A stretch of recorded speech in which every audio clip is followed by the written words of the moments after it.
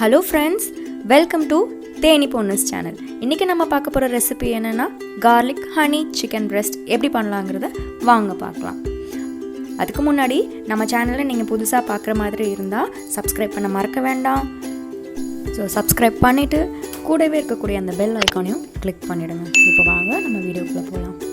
இன்னைக்கு நான் chicken breast 250 gram எடுத்துர்க்கேன்.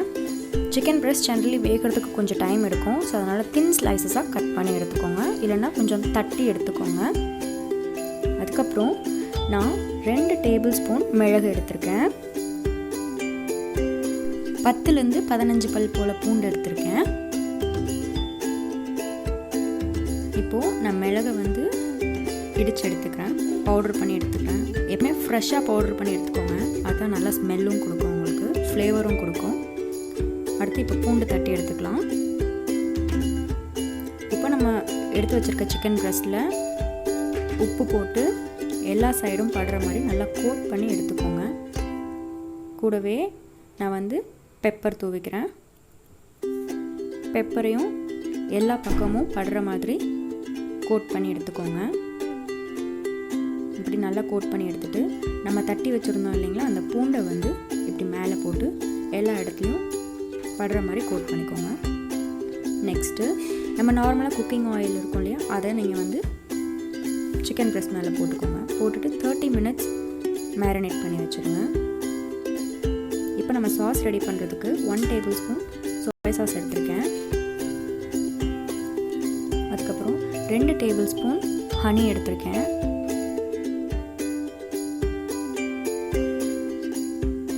1 tablespoon tomato sauce எடுத்துருக்கேன். எனக்கு கொஞ்சம் ஸ்பைசியாக இருந்தால் பிடிக்கும். ஸோ அதனால் நான் 1 டேபிள்ஸ்பூன் சில்லி ஃப்ளேக்ஸ் ஆட் பண்ணிக்கிறேன். உங்களுக்கு இது ஆப்ஷனல் தான், இது வேணும்னா ஆட் பண்ணிக்கலாம். இது ஆட் பண்ணிங்கன்னா இன்னும் கொஞ்சம் ஃப்ளேவர் கொடுக்கும். இப்போ நம்ம பேனில் போட்டு எடுக்க வேண்டியதான். நான் எனக்கு கிரில் பேன் எடுத்திருக்கேன். கிரில் பேனில் 2 டேபிள்ஸ்பூன் அளவுக்கு பட்டர் ஆட் பண்ணியிருக்கேன். பட்டர் ஆட் பண்ணதும் நம்ம மேரினேட் பண்ணி வச்சுருந்த சிக்கன் ஆட் பண்ணிக்கலாம்.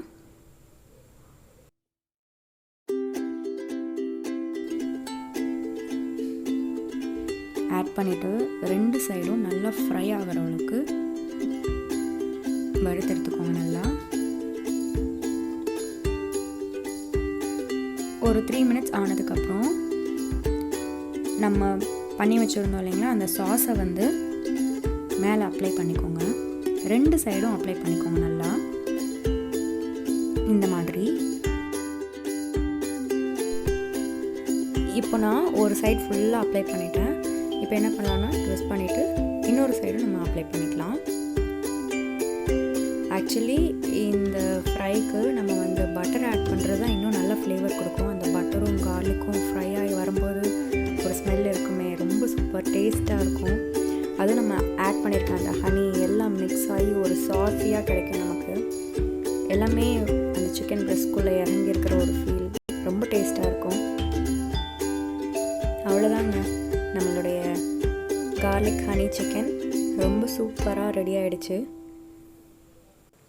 நிறைய பேருக்கு வந்து அந்த ஹனியும் கார்லிக்கும் மிக்ஸ் ஆகி இருக்கக்கூடிய அந்த ஃப்ளேவர் ரொம்பவே பிடிக்கும். எனக்கும் அது பிடித்தமான ஒரு ஃப்ளேவர் தான். கூடவே நான் என்ன பண்ணியிருக்கேன்னா ரெட் சில்லி ஃப்ளேக்ஸ் ஆட் பண்ணியிருக்கேன். உங்களுக்கு விருப்பம் இருந்தால் கண்டிப்பாக ஆட் பண்ணிக்கோங்க. ரொம்பவே டேஸ்ட்டாக இருக்கும், ஸ்பைசியாகவும் இருக்கும். பாருங்கள் எப்படி சூப்பராக வெந்து வந்திருக்குன்ட்டு. இப்போ நம்ம இதை சாஸ் தொட்டு சாப்பிட்டு பார்க்கலாம்.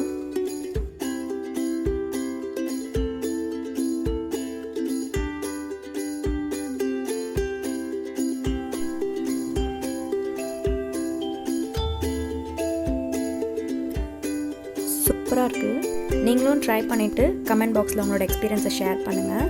தேங்க்யூ ஸோ மச் ஃபார் வாட்சிங் மை வீடியோ. பாய்.